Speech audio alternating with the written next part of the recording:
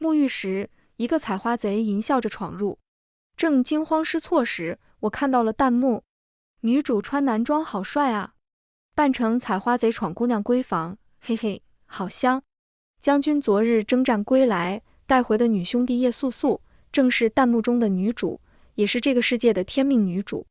而我只是个炮灰，在逃跑间，我将会摔倒毁容。将军却护着叶素素，说他只是和我闹着玩。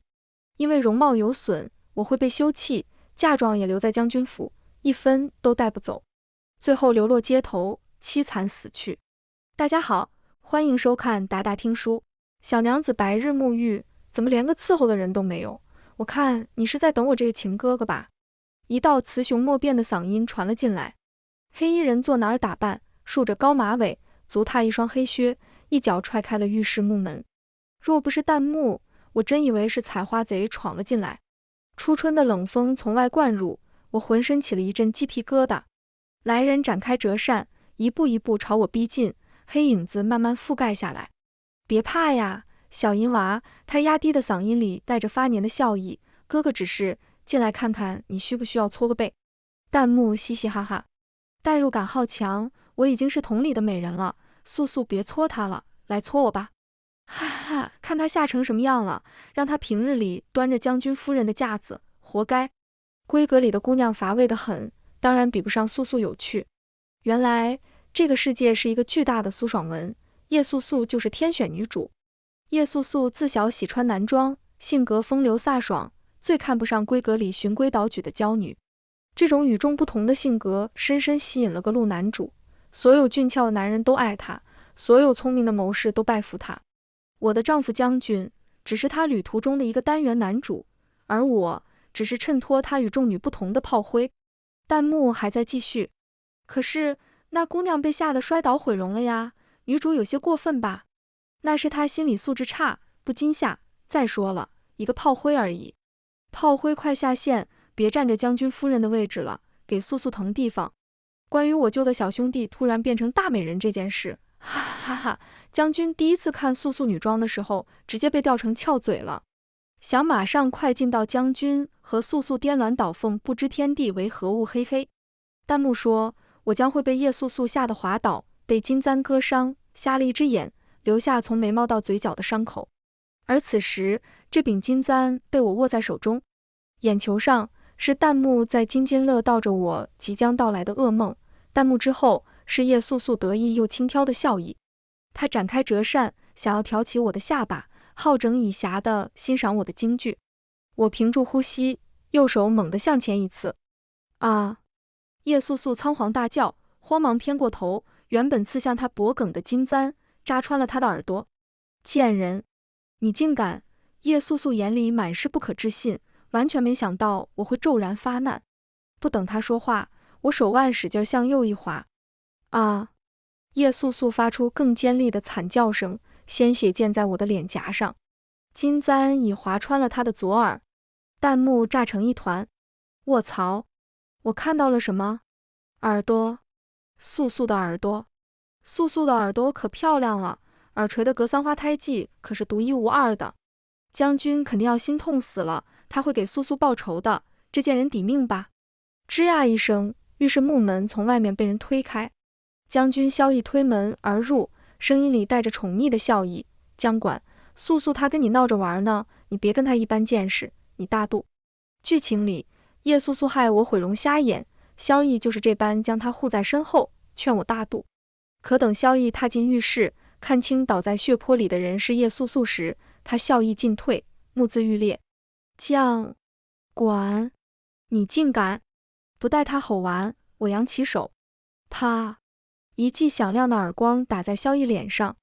萧逸双目瞪圆，火气更甚，你翻了天了！我装作没看见，抢先哭诉，字字泣血。将军，你可知你带回的这个人是登徒子，采花贼，他趁我沐浴踹门闯入，意图不轨。我的控诉抢先堵住了萧逸的怒火，他暴怒一至，试图开口，可我不给他机会，反手又给他一巴掌。若非我拼死反抗，今日将管早已名节尽毁，我的性命何存？将军府颜面何存？这简直是奇耻大辱。我的脸上全是叶素素的鲜血，手上还拿着一柄粘着血和碎肉的金簪，整个人犹如阎罗。萧逸权衡利弊，还是咽下了质问，先跟我解释，她不是登徒子，她是女子。鬼话连篇，我才不听，在激动中又扇了萧逸好几个大嘴巴。为了维护他，你这种鬼话都能说出来，难不成我魏国的堂堂大将军竟是个兔儿也？萧逸脸色铁青，人却已经被我扇得发懵。他后知后觉地明白，这件事传出去确实不好听。他昨日征战归来，城中百姓都看见他随侍者是一个俊俏郎君，而这郎君是萧逸在战乱中所救，因此大家都称赞萧逸是个体恤百姓的好将军。若是这郎君偷闯将军夫人浴室的事情被发现，不仅我和他的脸面一起玩完，叶素素也会被百姓的唾沫星子喷死。将军，好痛！救我！叶素素还躺在地上，痛苦地呻吟着，他伸手抓住萧逸的衣角，像濒死的小兽。萧逸回过神，满脸都是心痛，他强压下胸口的愤怒，朝仆役吼道：“够了，先救人，传大夫。”萧逸原本想亲自守着叶素素，可是他昨日征战归来，今日必须去宫中面圣。大夫刚来，宫中催萧逸去述职的公公也到了。萧逸盯着我，厉声嘱咐：“将管，你给我用最好的药，不准吝惜钱财。若素素有个好歹，我唯你是问。”弹幕又活了过来。对，用最好的药，素素的耳朵还有救。将军心里都是素素，等素素一好，这个将管就死到临头了。宫中再三催促下，萧逸一步三回头的走了。叶素素已经流血过多昏过去了。大夫搓搓手，期待道：“夫人，这位姑娘的耳伤，我有3种治疗方案。第一种，用最上乘的药材，百年老参吊命续气，天山雪莲固本培元，再辅以宫廷秘制的玉容膏日夜涂抹。若能寻其药材，精心调养数月，或可使伤口愈合如初，不留疤痕，断耳亦有接续之望。”我头都没抬，我选第2种。大夫咽了咽口水，迟疑了一会儿。第一种方法确实耗资颇大，第2种方法可用老参切片吊气，辅以当归、三七等寻常止血生肌之药，外敷的伤药也用市面上能买到的佳品。此法花费中等，见效也尚可，只是这伤口太大太深，日后必定留下显眼的疤痕。哦，就在大夫以为能收诊金的时候，我摇摇头，那我选第3种好了。大夫眉头紧皱，第3种实乃下之策，将残耳彻底割除，剜尽腐肉，敷上最廉价的止血草粉包扎，此法花费最少。他眼神里满是不赞同，老夫不建议选第3种，毕竟这位姑娘如此年轻，容貌有损，终身抱憾呀。弹幕一片咒骂，这毒妇，不准你选第3种。将军快回来啊，素素要被这贱人害死了。我垂下眼睫，看着自己染血的指尖，又抬眼扫过床上昏迷不醒、脸色灰败的叶素素。在剧情中，此刻躺在床上任人宰割的应该是我。萧逸害怕自己征战途中私带女子回家之事被发现，甚至没有给我叫大夫，让我等死。我的眼睛原本是能治好的，硬生生脱瞎了。后来萧逸见我没死，又以五子嫉妒为名，将我休弃，赶出府去，而我的嫁妆被强留在将军府，1分钱都带不走。在他和叶素素用我的嫁妆花天酒地、肆意享乐的时候，我流落街头，受冻而亡。剧情里的那个将管气若游丝地靠在城墙上，看着萧逸迎娶叶素素的红妆，热热闹闹、敲敲打打地走进将军府，掉下来的热泪都在寒风里结成冰。除了哭，他什么都不会。他明明长着和我一样的容貌，却优柔寡断，蠢钝如猪，以为自己只要谨记3从4德，处处忍让，就能挽回萧逸的心。自从看到弹幕窥见这个世界真相后，从前好像有什么束缚着我的枷锁被打破了。割掉他的耳朵，我低低重复了一遍，用帕子掩住嘴，忍不住笑出了声。可以啊，就选第3种好了。将军府素来节俭，我倒是想治他。在大夫震惊的目光里，我无奈地摊开手。没钱啊。叶素素素来自视美貌，认为自己是天下1等1的美人，等她醒来以后揽镜自照，天塌了，耳朵没了。和叶素素的尖叫声相和的是萧逸的怒吼：将管，你好毒的心肠，竟敢割掉素素的耳朵！他的怒吼几乎掀翻了屋顶，像看着仇人。我要休了你！你给我滚出将军府！萧逸一下朝就冲回府，他看到的不是预想中美人楚楚可怜地倒在他怀里啜泣，而是叶素素惨白无血色的一张脸，头上裹着渗血的纱布，左耳位置空空如也。休我？凭什么？我抬起眼抿了一口茶，七出之条，我犯了哪一条？妒忌！萧逸咆哮，手指几乎戳到我脸上。你残害素素就是妒忌，毒妇！妒忌！我轻轻嗤笑一声，不闪不避，迎上他的怒火。相公，请睁眼看看，这将军府里除了我这个正妻，可还有半个姬妾。我若妒忌，妒忌谁？妒忌空气吗？萧逸一噎，我向前一步，凑在他耳边，低声道：倒是相公你想想清楚，果真要这名头来休我？所有人都知道，你昨日带回来的是个兄弟，你前脚休妻，后脚兄弟就变美娇娘，你那帮虎视眈眈的政敌会怎么写折子？是萧将军龙阳之癖，纵容娈童残害嫡妻，又或者是萧将军战场写美，欺君罔上？我声音虽小，却字字砸在他心上。萧逸的脸色瞬间由红转青，由青转白。大宋朝明令禁止女眷随军，他带女扮男装的叶素素回来，本就有欺瞒之嫌，一旦闹开，后果不堪设想。我看他动摇，突然放缓了语气，唤他一声夫君。我和萧逸也算相逢于微时，曾经也有过郎情妾意的好时候。我爹娘是扬州富商，而萧逸的家乡遭了水灾，他只是个逃难来的穷小子。所有人都说我们并不般配，萧逸在我爹娘面前磕头起誓，他从此投军去，定要闯出名堂。那时的萧逸，眉宇间的气质极为清正，拿挺直的翠竹或温润的玉去形容，都是最贴切不过的。那时少年人的眼睛温柔又坚定，他对我说：阿管，我定要让你当上将军夫人。11世纪，中年萧逸站在我面前，维护新欢，说我是个毒妇。也不知道是这话本子的剧情所致，还是人心本就易变。可不管如何，我绝不会像原剧情里那样任人宰割。夫君，你我相处这么久，管儿岂是那种不能容人的女子？我垂眸，掩住眼中的艳增，声音愈发轻柔。此前叶小姐闯我浴室，毁我清白，往后她还要和我在一个屋檐下生活，我若不小惩大戒，岂不是要被她欺负死？说到此处，我挤出的2颗眼泪掉在了萧逸掌心上。此时已跃上柳梢头，我的面容隐藏在半明半暗的烛火之后，萧逸的语气也软了下来。阿管，我……叶素素原本一直在抱着枕头哭泣，等着看我和萧逸吵破头。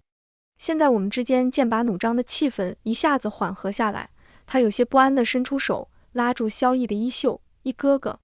萧逸像是做贼心虚般看了我一眼，我摇摇头，声音又体贴又大度：相公，其实你想那叶姑娘也不难，管儿有个办法。对外就说你从战场带回来的那位小兄弟伤重不治，已经身亡，而叶姑娘父母双亡，是来投靠我的远房表妹。将军仁义，不忍叶姑娘孤苦无依，决定给她一个家。我刻意加重了仁义2字。萧逸的眼睛亮了，我一边瞧萧逸的脸色，一边分心看弹幕的反应。之前从弹幕信息，这本书叫做《小公主驾到》，全世界都是我前男友。叶素素原名耶律素，本是辽国小公主，因为贪玩偷跑出宫，意外卷入战场，失去了记忆，被萧逸所救。我如今这么做，是为了洗掉叶素素的身份。万一哪天叶素素恢复记忆，想动用国家权力对付我，我也好拖延1、2。弹幕除了疯狂骂我以外，还意外发现了新消息。素素那病娇的皇兄，还有白切黑的将军，估计都要急疯了。等萧逸为爱叛国之后，这毒妇全家都会死无葬身之地，他且等着吧。我眼皮一跳，萧逸竟会叛国。叶素素发现萧逸不打算计较这割耳之仇，着急了。她伏在枕头上嘤嘤哭着，都是素素的错，是素素冒犯了姐姐。虽然姐姐惩罚素素，割掉了素素的耳朵，让素素从今往后都没脸出去见人了，但是姐姐惩罚的对，素素甘愿受罚。我没心情理会叶素素的挑拨，强压下心头的阴霾，笑着问萧逸：如此一来，夫君您不仅能保全名声，得偿所愿，叶姑娘也能有个正经身份，皆大欢喜，怎么样？萧逸明显异动，因为担心前路未知的命运，我的笑容有些勉强。萧逸还以为我是在拈酸吃醋，安抚性的捏了捏我的手。他看了看哭得快晕过去的叶素素，喉结滚动：素素，你这次也太贪玩了些，往后你嫁给了我，可不能如此小孩子心性了。萧逸虽被我以大局为重暂时压住，但他对叶素素的怜惜和愧疚简直要溢出来。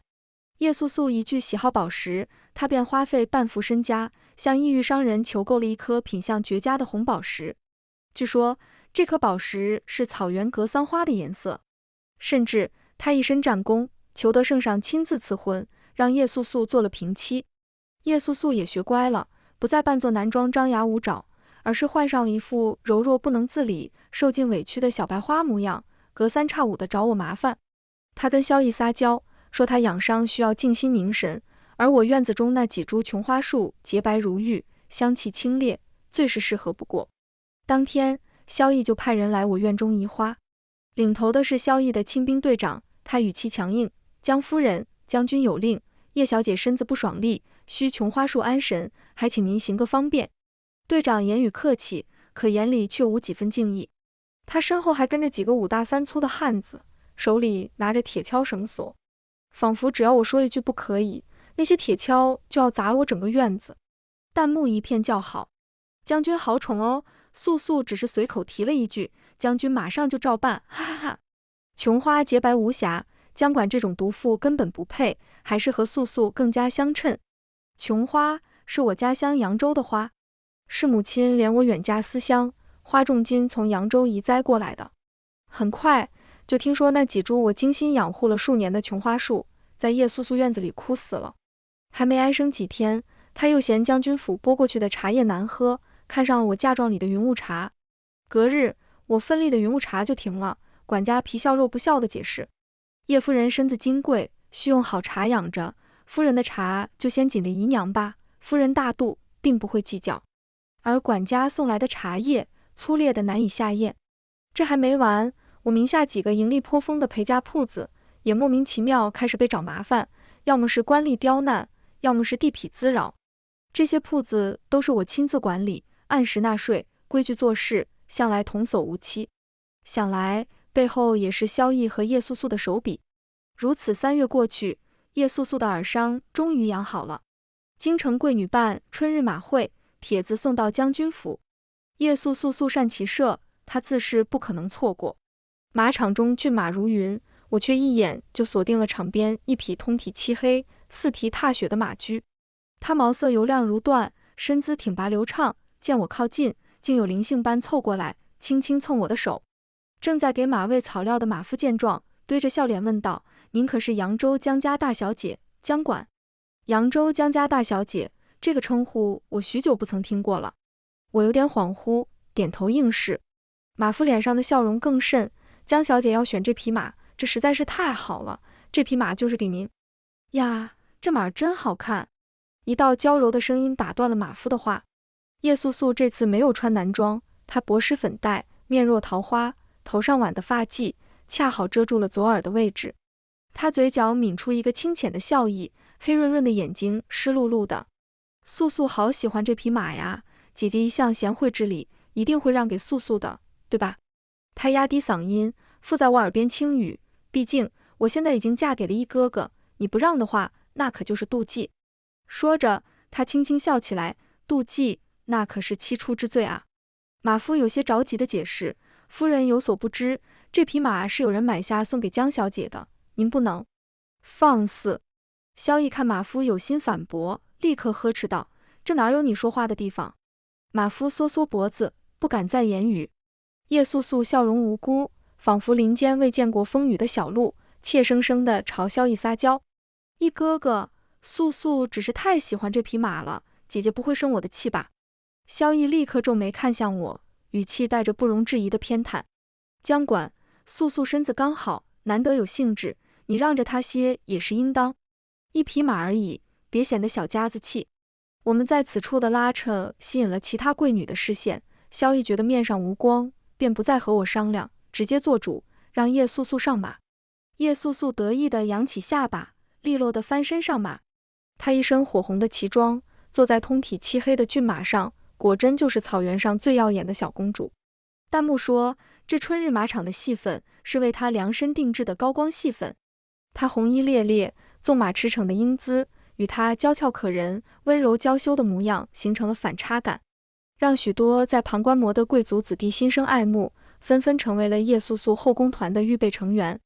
叶素素在大宋朝混得风生水起，也离不开这些人的暗中支持。毕竟这本书叫做《小公主驾到》，全世界都是我前男友，一本以叶素素为中心的苏爽文。就在叶素素志得意满，准备策马扬鞭，在众人面前大展身手，博得满堂彩的刹那，这匹马突然发出凄厉长嘶，瞬间狂暴。它猛地人立而起，发疯般甩开缰绳，似蹄如飞，带着惊恐万分的叶素素朝着人群稀少的方向疯狂冲去。啊！叶素素的尖叫比马嘶更凄厉，她像一片破布，被狂暴的马匹狠狠甩飞出去。砰！沉重的落地声，紧接着是令人牙酸的清晰的骨头断裂声。咔嚓！狂奔的马蹄不偏不倚地从他的一条腿上踏了过去。素素！萧逸目眦欲裂，疯了一样拔足狂奔。叶素素的惨嚎和萧逸的怒吼响彻马场，贵女们花容失色，公子哥们目瞪口呆。我悄悄在衣裙上擦干净金簪上的血迹，又把簪子插回了发间。在一片混乱中，只有马夫看到了我的小动作，他望向我的眼神里有些敬畏。我朝他走近2步，食指竖在唇边，做了个噤声的手势，袖中划出一锭金元宝，稳稳塞进马夫汗湿的手心。请快去找大夫治我的马。萧逸抱着他的美人儿去医馆找他医治腿，而我在马场等着兽医来治马屁股。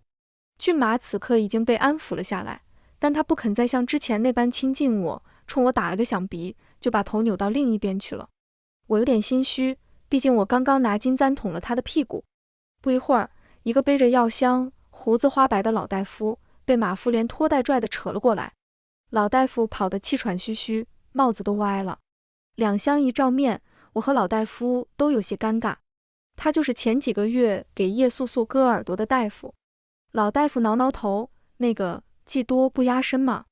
为了体现专业性，他咽了口唾沫，语速飞快：“夫人，这马伤在臀骨后肉，戾气深入，虽未伤及筋骨要害，但疼痛剧烈，惊惧过度，易致内损惊厥，气血亏空。老夫有3种治疗方案。”我坚定道：“我选第1种，请您按最贵的治。”老大夫：“人参雪莲金疮药，灵芝鹿茸玉茸膏。不用跟我客气，有必要的话，草料里也能拌蜂蜜。”我拍拍老大夫的肩膀，言简意赅：“我有钱。”马儿的臀伤在老大夫的最贵方案下得到了妥善处理，伤口用玉茸膏仔细敷好，裹上了雪白柔软的白碟子，马厩也临时铺了层新晒的干草，熏着清新安神的苏合香。他虽还别扭的不拿正眼看我，但至少不再暴躁，安静地嚼着拌了蜂蜜的精细草料。老大夫揣着丰厚枕巾，满意的走了。马场的人渐渐散去，只剩下我和马夫，还有几个远远收拾残局的仆役。我正轻轻抚摸着马儿，试图修复关系，一道令人厌烦的声音传来：“将管。”萧逸安置好了叶素素，去而复返。他脸色铁青，眼珠子布满血丝，看上去是找我兴师问罪的。他几步就跨到我面前，高大的身影带着强烈的压迫感，几乎将我笼罩在阴影里。浓重的血腥味和暴力的气息扑面而来。“是你，对不对？”他低吼，声音因为愤怒而嘶哑变形。“马怎么会突然发狂？是不是你动了手脚？素素的腿是不是你害的？说。”弹幕也瞬间复活，群情激愤。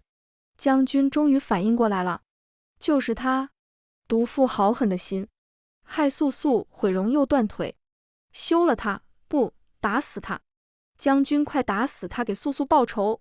萧逸猛地扬起手，带着凌厉的掌风，作势朝我脸上扇来。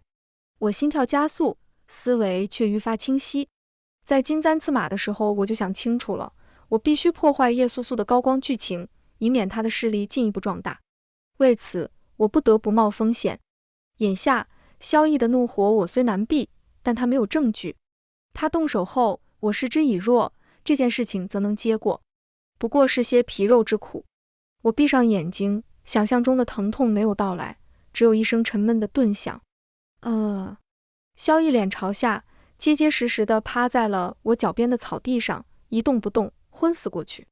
弹幕只剩下满屏的问号和感叹号。远处收拾残局的仆役被这边的动静惊动，探头探脑地张望。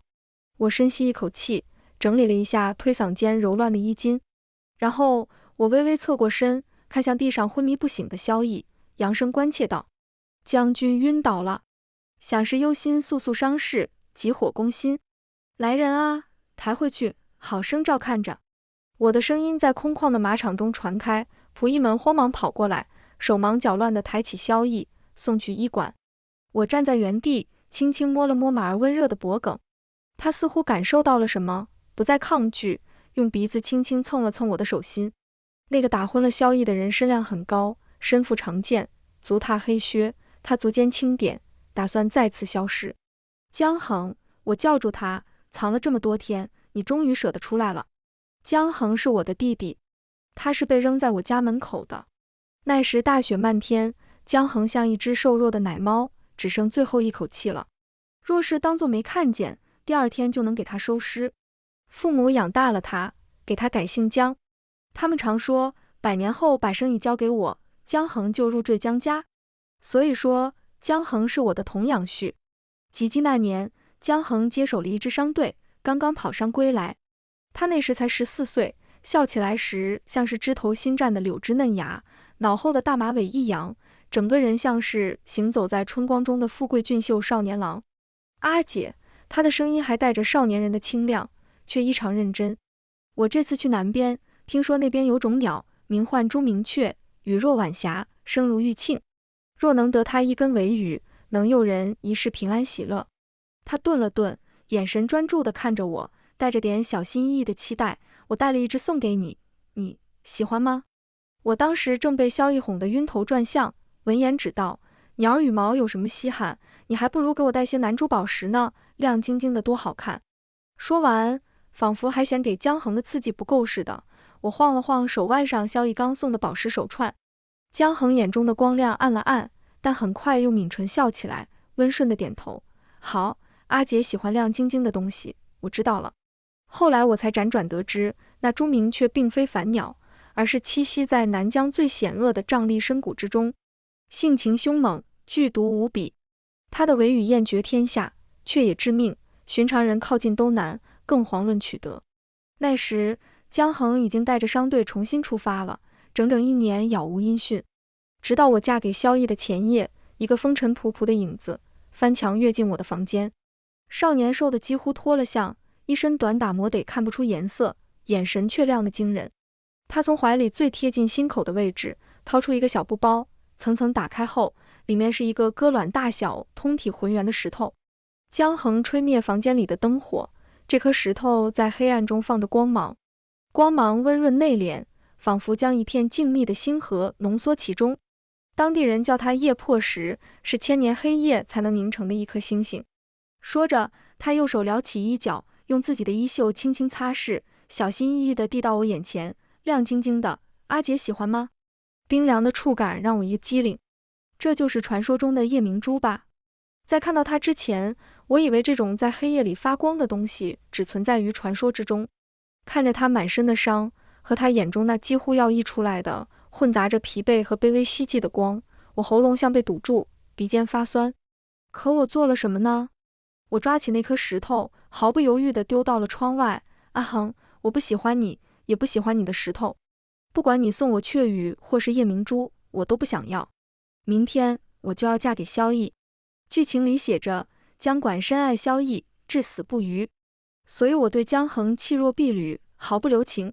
从此之后，听说江衡带着商队，依旧天南地北的走货，而我们之间再无交集。直到今天，厢房中点燃熏香，我和江衡对一手谈。江衡生得极白净，眼睫长翘，鼻梁挺直，额间一点朱砂，色若春晓。他的呼吸清浅而绵长，吐息间似乎含着些冰雪般冷冽的气息。我听他说这些年走南闯北的经历，仿佛我们这些年并没有任何隔阂。我其意不惊，很快被江衡杀得节节败退。他只要再落最后一子，就能中盘胜出。可他突然抬手，把棋盘整个掀翻在地，棋子哗啦啦地散落在地，清脆的坠落声一声声敲击着地面。江衡紧抿着唇，死死瞪我半晌，几乎是从牙缝中挤出2个字：你很得意是不是？你就那么笃定我会帮你？我也不恼，抿出个笑来，你送我的那匹马我很喜欢，虽然情势所逼让他受了伤，但我往后会好好待他的。江衡一听，也不知道我是在说马还是在说他，心中含了一团烈火，却又满含坚冰，一阵滚烫又一阵冰凉，横冲直撞又倏然坠落。他讥讽道：江管，你的心气全都磨光了吗？他还要如何糟践你，你才肯离开？说完，他冷冷一笑，似是挑衅。原剧情中，萧绎叛国后，大宋皇帝的怒火无处宣泄，萧绎无父无母，而叶素素本就是辽国小公主，他俩在辽国双宿双飞，所以就拿我的娘家人撒气。我的亲族被流放苦寒之地，母亲体弱，走到半途就去了，父亲不忍受辱，跳下悬崖而死。为了复仇，江衡落草为寇，拉起一支军队，同时对抗朝廷和辽国，成为故事后期最大的反派。但还是不敌叶素素的主角光环，被自己人背刺，落得野狗分食的下场。自从能看到弹幕后，我仿佛冲破了剧情施加于我的枷锁，头脑重新运转，对萧绎莫名其妙的爱恋也随之打碎了。我不能走。我抬头迎上江衡几乎要喷火的视线。江衡胸膛起伏，像是在极力压抑直接把我扛走的冲动，和他之前深沉成熟的样子判若两人。我忍不住笑出声，抬手揉乱了他高束的马尾辫。你……江衡被我突如其来的动作弄得呼吸一滞，眼底有些慌乱，随后他发觉自己的反应，更加羞恼。江衡比我高一个头，揉着很不顺手，我把他脑袋往下压了压。就算我和萧绎和离，他也不会让我拿走嫁妆，这是我江家的财产，怎么能送给他？而且我不仅想拿走嫁妆，我附在江衡耳边低语，一字一句，我还要吞掉他整个将军府。萧绎背信弃义在先，我唯有如此，才不算吃亏。我江家是商人，从不做亏本的生意。那你要等到什么时候才能走呢？江衡胸中的怒气不知不觉间一点点泄了下去，他的声音里带着不易察觉的委屈。等到那2个贱人死了吗？我忽然站起身，抽出发间一柄玉簪。他下意识地后退半步戒备，眼神有些受伤。你还是不愿意伤害他？我却只是伸出手，冰凉的指尖拂过描在他眉心的朱砂。江衡整个人猛地僵住，像被点了穴。我把玉簪插进他的发髻，轻轻念道：这柄玉簪是阿姐给你准备的吉冠礼，你这么多年了无音讯，今天终于能替你簪上了。至于什么时候走呢？自然是要等到清算的时候。我的声音放得很轻，带着点蛊惑的意味，像小时候哄他帮我背黑锅。阿衡，你只需要像以前一样。我的指尖顺着他眉骨滑下，落在他紧绷的脸颊上。等我，帮我。剧情里，萧绎和叶素素害我家破人亡，那我自然要让他们血债血偿。我需要得到江衡的帮助。江衡的呼吸瞬间停了，我能清晰地感觉到他脸颊皮肤下滚烫血液的温度，还有细微的无法控制的颤抖。他猛地别开脸，耳根以肉眼可见的速度红得滴血。刚才还气势汹汹要拆了将军府的狼崽子，此刻窘迫得连脖子都红透了。喉结滚动了好几下，他才从喉咙里挤出闷闷的一声。萧绎找太医医好了叶素素的腿，期间他也来找过我麻烦，但每次他试图质问我时，都会被神出鬼没的江衡打昏。几次之后，萧绎以为自己遇到了鬼打墙，再也不肯来我这儿。他和叶素素新婚燕尔，两人蜜里调油，不知天地为何物。叶素素很快就怀上孩子。叶素素恨不得将我除之而后快，可又不敢再舞到我面前来，只能天天在房间里扎小人。某一日，她忽然扶着肚子找我挑衅，满眼焦金，一哥哥很快就要把你休弃了，那时我要你求生不得，求死不能。我明白，叶素素这是恢复记忆，想起来自己的真实身份是辽国公主了。很快，辽国以小公主失踪为名发兵犯境。原剧情中，叶素素告诉萧绎自己的真实身份，萧绎决定为爱叛国。辽国犯境，朝廷调兵遣将，萧绎以救伤魏玉为由拒战。他和丞相秦桧共同推举了一位只会纸上谈兵的将领，那人却滑懦不知兵，6万士兵被辽国蛮子尽数坑杀。这时，萧绎临危受命，却临阵倒戈，和辽国蛮子合兵攻打宋朝。边境百姓流离失所，家破人亡，鲜血染红了江河。宋朝接连惨败，再无还手之力，只能割地赔款，连年岁贡。百姓受了战火之苦，还要承担越来越重的苛税，苦不堪言。而萧绎扶着叶素素，在高高的城墙上表白心意，说自己宁负天下人，绝不负心上人。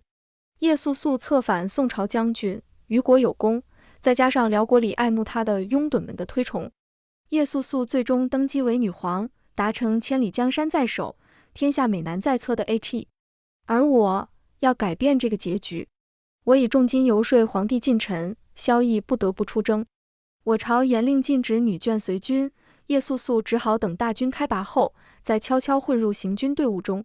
和萧绎会合后，他会亲自去见辽国将军，为萧绎叛国牵线搭桥。出征那日，叶素素自信满满，将管，我看你还能蹦跶几日。我站在将军府高台上，遥看行军的队伍渐行渐远，春风料峭，吹得我衣袂猎猎作响。脚边躺着一个被捆得结结实实的人形粽子，是叶素素。萧绎前脚刚走，后脚将横就把正收拾行囊的叶素素逮了过来。此刻他嘴里塞着布团，只能发出呜呜的闷响，那双漂亮的眼睛里盛满了惊恐和怨毒。我扯掉他嘴里的布团，将管，你好大的胆子！叶素素甫一得声，立刻尖声嘶叫，你竟敢绑我！等一哥哥回来，定要将你千刀万剐！闭嘴！我一巴掌打在他脸上，急恨道，萧郎是我的少年郎，我和萧郎墙头马上遥相顾的时候，还不知你在哪儿呢，不许你这样亲密地叫他。我啐了他一口，拿小刀在他脸蛋上比划，倒是你叶素素，现在落在我手里，我看是我先剐你更快吧。叶素素瞳孔猛地一缩，似乎想起了被我金簪贯耳的恐惧，声音颤抖着，那你想怎么样？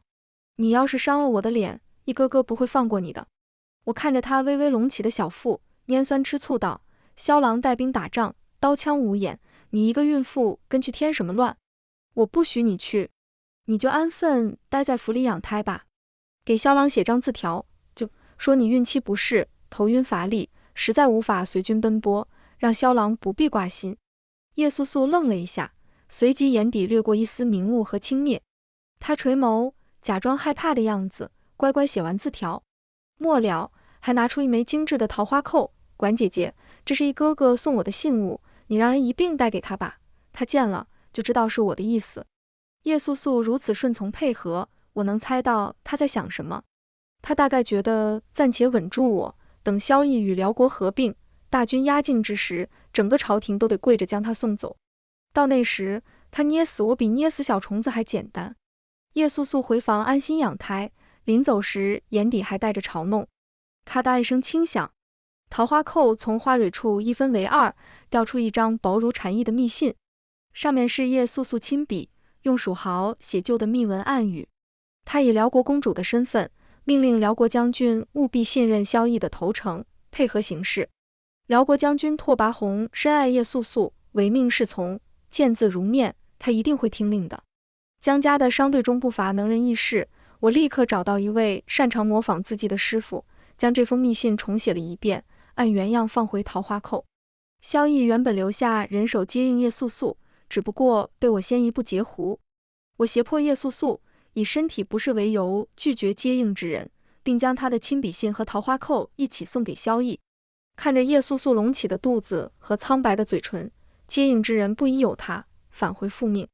春风依旧料峭，我站在窗边，望着北方边关的方向，将叶素素原本那封密信烧成灰烬，指尖轻轻一捻，灰烬散入风中，了无痕迹。萧逸，去奔赴你的大好前程吧。黄泉路远，我送你一程。接下来的日子，将军府笼罩在一片诡异的平静里。叶素素的要求愈发刁钻，今日要喝扬州城的活鱼煨的汤，明日要尝岭南800里加急送来的鲜荔枝。他还盯上了我的首饰，我装匣里那套赤金嵌红宝的头面，水头极润的翡翠玉镯，他都看着欢喜。我听之任之，照单全收。只要我能办到的，统统满足他，甚至我还每日亲自去他房中伺候。府里上下看在眼里，人人都说我大度贤惠，对叶素素的孩子视如己出。叶素素觉得我怕了，这是在讨好他，可这没有用。他恨我入骨，等萧逸的好消息传回来，他第一件事情就是要将我挫骨扬灰。可惜他没机会了。消息传回都城，萧逸殉国，和辽国将军拓跋宏同归于尽。1月前，萧逸看到那张哭诉怀孕辛苦的亲笔信后，心疼极了。他派去接应叶素素的人手也说叶夫人容色苍白，面有病色，所以他深信不疑。他粗粗看过桃花扣中的密信，确认是叶素素的笔迹。萧逸即刻派使臣带着桃花扣和密信去找辽国将军拓跋宏求和。拓跋宏看过信后，惨笑一声，拔剑斩杀求和使者。他当夜就发兵是取萧逸首级，因为拓跋宏和叶素素是青梅竹马，又是同吃同住同学，一眼就能看出这字迹是他人模仿。而且我早已通过江家商队，先一步给拓跋宏送了一份礼物，叶素素的耳朵。弹幕曾说，叶素素的左耳垂有一朵独一无二的格桑花胎记。商队的武夫假扮萧逸的士兵前来投诚，让拓跋宏相信萧逸杀了叶素素，盗取他的配饰做信物，模仿他的笔迹写密信，目的就是诈降。拓跋宏作为叶素素后宫的一员，对他一往情深。重大打击之下，拓跋宏不顾大局，不惜损兵折将，以自杀式袭击闯入我朝军队驻地，最终击杀萧逸，自己也自刎殉情。两军无主帅，但我朝军队有一位岳姓百夫长神勇无比，抓准战机，大败辽国。军报传回宋朝，便是萧逸诱敌深入，在大帐中和辽国将军同归于尽。消息传来的时候，我正在叶素素房中，端着一碗刚煨好的血燕窝。他斜倚在软枕上，眉眼间尽是焦金。指尖一碰碗沿，他立刻蹙起秀眉，哎呀，你要烫死我吗？我将碗拿回，轻轻吹凉。在递过去时，他只沾了沾唇，又嫌弃地推开，凉了，好腥呀。不过姐姐没有身孕，怕是闻不出来。我默默应是，又重新去煨了一碗温度正好的燕窝，送到他手边，他眼皮都没抬，手腕不经意的一抖，整碗粘稠的燕窝尽数泼在我裙摆上。叶素素嘴角勾起一丝快意的笑，哎呀，手滑了，姐姐不会怪我吧？我逆来顺受地擦拭裙摆上的污渍。就在这时，房门被砰的一声撞开，管家跌跌撞撞地闯进来，脸色灰败得如同死人。我攥紧了衣角，心跳如鼓。如我所愿，他带来了萧逸和拓跋宏的死讯。刹那间，叶素素脸上的得意和算计都瞬间凝固，化为一片死灰般的绝望和难以置信的空白。我把所有难过的事情都想了一遍，脸上血色尽退，手一颤，剩下半碗燕窝粥不小心泼在了叶素素脸上。我颤抖着声线，吩咐管家退下，不要打扰叶素素静养。管家连滚带爬地退了出去，留下死一般的寂静。良久，叶素素才像被针扎了似的猛地弹起来，眼神怨毒的能滴出血，声音尖利刺耳，假的，都是假的。一哥哥怎么可能死？红哥哥也绝不会有事。是你，江管，你这个毒妇，你故意编这种谎话来刺激我，你想害死我的孩子，你不得好死。你信也好，不信也罢。我站起身，用脂粉把脸上涂成惨白的病色，免得被人抓住把柄。我不在意。我从衣襟内侧取出一个药丸。你要干什么？叶素素预知到了危险，连连后退。江管，你敢动我？我要回大辽，我是辽国公主。我把药丸吃下，你急什么？这是我自己吃的补品。叶素素狐疑。我把复仇步骤在脑海中复盘了一遍，长舒一口玉气，嘴角上扬，最后忍不住笑了出来。叶素素，你该吃的药，你早吃过了呀。这1个月，我事无巨细地伺候叶素素，不仅是让人看到我的大度和贤惠，也把红花一点点掺进她的饮食。当天晚上，与萧绎将军情深意笃的叶夫人难以接受其死讯，惊厥小产，母子俱亡。叶素素的死讯是小事。隔日清晨，京中出了件大事。权倾朝野的秦丞相于昨夜在府中暴毙，被发现时早已气绝身亡，死因不明。秦丞相表面忠君爱国，实则背地里早已投靠辽国，是卖国求荣的巨妒。剧情中提议将我娘家流放苦寒之地，害我家破人亡的人也是他。如此，仇才算报完。将军府挂满白帆，灵堂肃杀。我一身素稿，接过管家递来的厚厚账册和地契房契，以及叶素素那颗价值连城的红宝石，装车送入宫门，捐于朝廷，充作军资，抚恤阵亡将士遗孤。萧绎多年来积累的资产，以及战死后朝廷的抚恤，我全部捐给了国库，换朝廷一纸嘉许，敕封一品诰命。萧绎的遗产留在汴京，为我换回一品诰命的尊贵身份，而我则带着我的嫁妆，即将返回扬州老家。半月后，一辆不起眼的青布马车悄无声息驶出汴京巍峨的城门。江衡一身黑衣劲装，背脊挺直地坐在车辕上，骨节分明的手攥着缰绳，额间那点朱砂在阳光下红得着眼。自从那晚他亲手送秦丞相上路，回来洗净手上的血迹后，他便再未开过口，一句话都没跟我说。我倚在车内柔软的银枕上，指尖捻着那枚叶破石把玩，阳光透过帘隙落在我的指尖，折射出一点冰冷的光。哒，叶破石被我抛起，又稳稳接住，这声音在寂静的车厢里格外清晰。我叹一口气，好无聊呀，要是有人能陪我说说话就好了。帘外，江衡握着缰绳的手指节微微泛白，他下颌线紧绷，依旧没有回头。阿衡，我忽然喊他，这叶破石挺神奇的，晚上那么明亮，可白天却是黑黢黢的，你说这是为什么？和萧绎大婚前夜，我把江衡千难万险才找来的这颗叶破石弃若敝履，就是重提，揭他伤疤。阿衡估计心里恨死我了。少年脊背僵直，因为用力，他白皙的手背上青筋寸寸凸起，但他还是没理我。城外连绵的桃花开得正盛，粉云争霞，灼灼其华，绚烂的几乎要灼伤人眼。我继续刺激他，你看这汴京的桃花开得多好啊，比那年你送我那劳什子雀羽时，路边的野桃花要好看多了。语毕，少年猛地一勒缰绳，吁，马儿吃痛长嘶，马车骤然急停。虽已做好了心理准备，但巨大的惯性让我向前一倾。江管，车帘被刷得掀开，江衡猛地探了进来，目中有着抑制不住的愠怒，紧紧攥住我的手腕。他整个人都在发抖，唇瓣也在抖。你觉得这样很好玩是吗？我就是你的一把刀，一条狗，用完就丢在一边，被你戳着心窝子取乐。你，他终于吼出来了。若他一直憋在心里，我和他之间迟早要生出隔阂。我江管本天性凉薄，这世上我在乎的人唯有父母而已。若不是剧情作祟，我绝不可能喜欢上萧绎。对于江衡，我的确是心存利用，可看到他这样委屈，我心里像是被什么东西给狠狠地攥紧了，一股令人心悸的色意蔓延开来。我咬了下舌尖，用疼痛强压下这异样的心悸，脸上绽开一个安抚的笑容。轻点儿，我皱眉，目光扫过他紧勒缰绳的手，这匹马可是你送我的，我宝贝得很，你把它勒伤了，可怎么好？江衡闻言，攥着我手腕的力道又重了几分，几乎是咬牙切齿。一匹马，你倒是宝贝，对我呢，呼之即来，挥之即去。江管，你的心呢？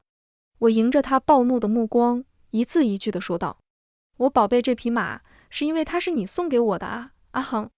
江衡一愣，眼里难得浮现出一丝微不可察的茫然，扣着我手腕的力道不由自主地松了一瞬。这个小孩还是一如既往的好哄。是，你是我最锋利的刀，但是……我深吸一口气，认真道：你也是我的阿衡，我的弟弟，在这世上除了阿弟阿娘之外，我最重要的人。我和他离得很近，话语又难得真诚，说话的热气扑在江衡耳朵上，少年疼的桃花上夹，精致疏冷的脸上红晕危险。你说真的？我真是你最重要的人。